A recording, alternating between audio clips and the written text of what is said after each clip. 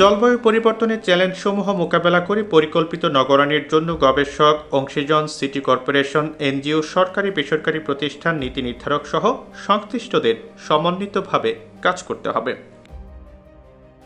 মঙ্গলবার দিনব্যাপী ঢাকা বিশ্ববিদ্যালয়ের নবাব নওয়াব আলী চৌধুরী সিনেট ভবনে disaster science and climate resilience বিভাগ এবং আরবান আইএনজিও ফোরাম বাংলাদেশের যৌথ উদ্যোগে ৮ম আরবান ডায়ালগ ২০২৪-এ বক্তারা এমন কথা বলেন।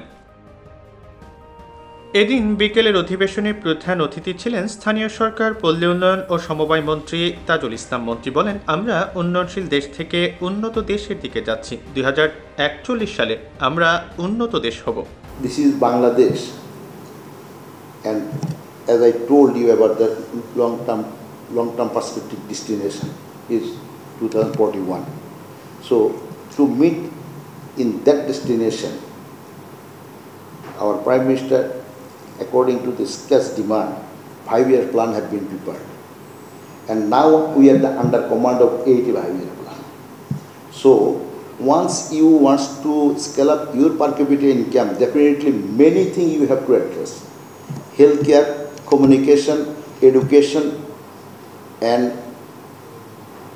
you have to be grown up and trained and skill development in such a level, so every individual will be value-added product. That is, your income generation will not traditional one. Your income must be higher one. এ সময় মন্ত্রী আরও বলেন, আমাদের জনসংখ্যার ঘনত্ব অনেক বেশি। এটা সুবিধা অসুবিধা দুইই আছে। আমাদের সুবিধাগুলো কাজে লাগাতে হবে।